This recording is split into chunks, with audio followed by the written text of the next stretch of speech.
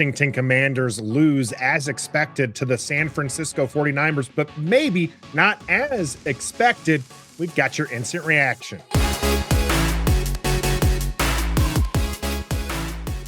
Greetings and salutations, and welcome to Ref the District's instant reaction. The Washington Commanders fall to the San Francisco 49ers 27-10. Now, the game score might have gone where we expected, but the gameplay certainly was anything but, at least up until the fourth quarter. Washington playing a tight, close game, and then Sam Howell throws an interception, and the wheels just fall off after that. Some questionable things happened this game, too, that got me a little riled up, and we're going to get to those for certain. But we know Sam Howell is, first and foremost, the topic of conversation. So let's talk about him real quick. Sam Howell played pretty well in the first half. Sam Howell was playing okay in the second half and even moving Washington down. Now, a large part of that was Brian Robinson and Antonio Gibson helping out in the game.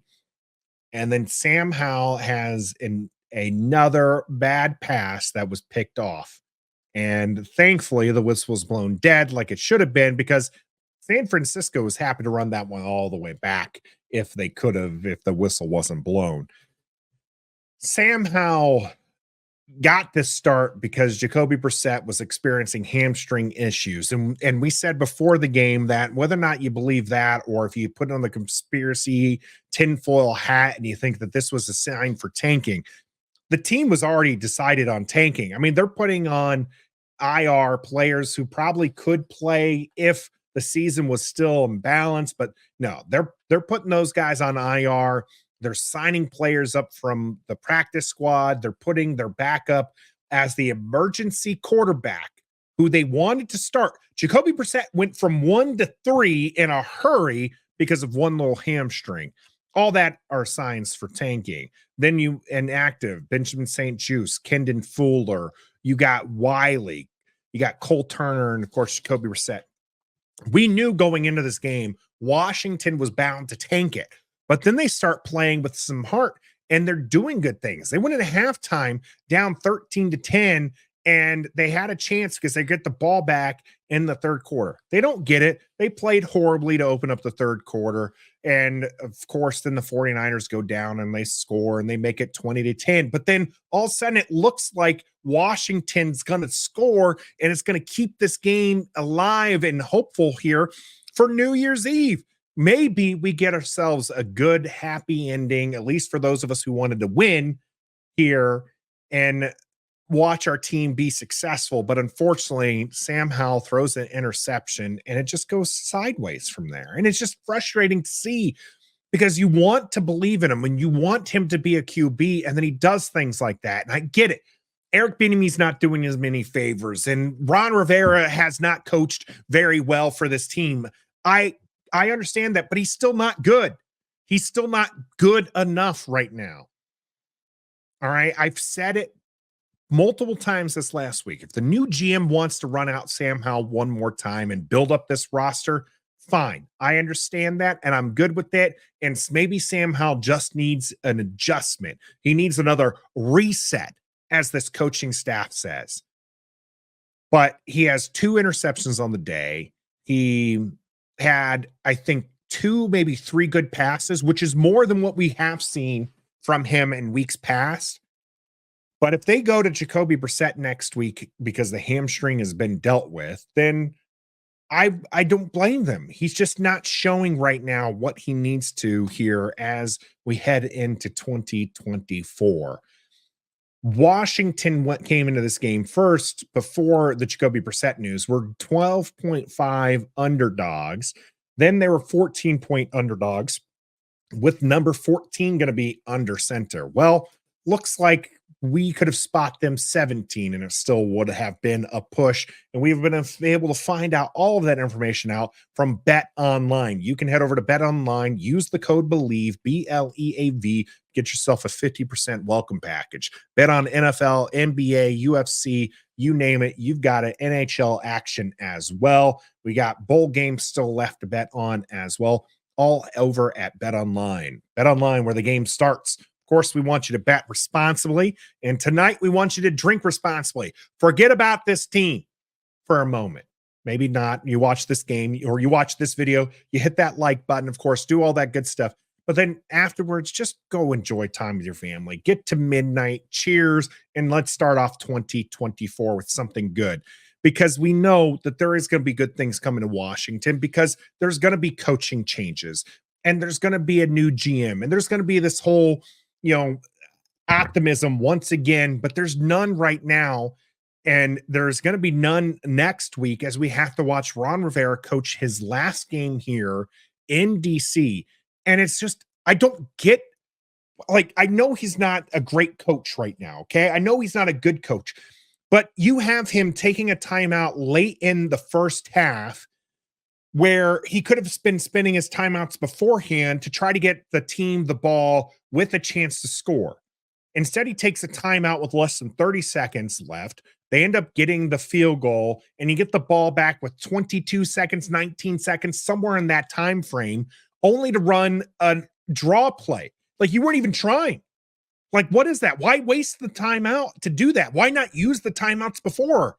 Like, you can't sit there and call a draw play because you want to play it conservative when you took the timeout to end the game. The game's out of whack, right? The game's far out of the way. There's no way you're going to win it. And you go ahead and you take a timeout, and I'm like, okay, here we go. We're at least going to try to get a 2-minute drill offense going with Sam Howell, get some good vibes going to at least make the score a little bit more reasonable here. Instead, you call another run play. You let the clock run down. You call a pass play, it goes out of bounds, whatever. All right. You try for it on fourth down and you give it up. Whatever. But why are we taking a timeout? Why are we taking timeouts if all you're going to do is just try to run out the clock? Stop wasting our time. Either you play to win the game or you just forfeit. Give it up. It's frustrating. I shouldn't be this mad in week 17 of a lost season. My team is 4-12.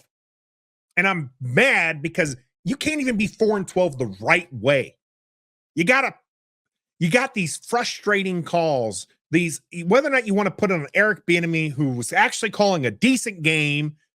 You can't blame him for the interception, but then he calls, what are we doing the rest of the game after that interception? It's like Eric Bieniemy lost his mind. And then Ron Rivera with the poor clock management over and over and over again. I cannot wait for the season to end. And I hate saying that. I always want my team to win. I only get 17 weeks to see them, and I want to see them play. And then they go out and they play well in the first half. They are driving down the field on one of the best teams. Actually, I'm pretty sure by this point, I think they might be the top seed in the NFC, courtesy of the Philadelphia Eagles losing to the Arizona Cardinals. How about that? We were going toe-to-toe with the best team in the NFC for nearly 3 quarters. Actually, 3 quarters, because the interception happened at the top of the 4th quarter. We were being active. We were actively engaged and excited. And I haven't checked Twitter. Twitter was losing their dang on minds when Jacoby Brissett was getting back in the game. I would love to hear that the fans were getting upset that Sam Howell was looking like the guy and keeping them up with San Francisco, but I'm sure they weren't. I'm sure they were quiet right up until that interception. And then an interception. Well, I told you Sam Howell wasn't the guy. Well, he was looking like he could be for half of this season. He was looking like he could be half of this game. Then he makes a bonehead play. Then he starts getting rushed. And then he throws another interception. One of these days, we're going to have fun. One of these days, we're going to wear this party hat on New Year's Eve. And you know what? We're going to have ourselves a good time because our team isn't 4-12 to end the season. But until those times, I really just don't know what to expect. We've got a long off season ahead of us. We've got first GM to pick. We've got then a head coach to pick. Then we're going to have all this draft talk People are already putting out their mock drafts. How about this? Mock draft me somebody who's going to help us beat the Cowboys next week. All right. Arizona just did us a favor by winning, putting us in the catbird seat. And that would be fantastic, right? Let everybody else win behind us and let us beat the Cowboys as well and still keep the 2 seed so we can make an impact player, because apparently you can only make the impact player at 2. How about we have an impact player win the game? How about we have an impact player do something in the game? Terry McLaurin, kudos to him. 6th player in NFL history to have 900 yards in each of their first few seasons. So thank you, Terry McLaurin, for being our lone bright spot in this game here to end the season.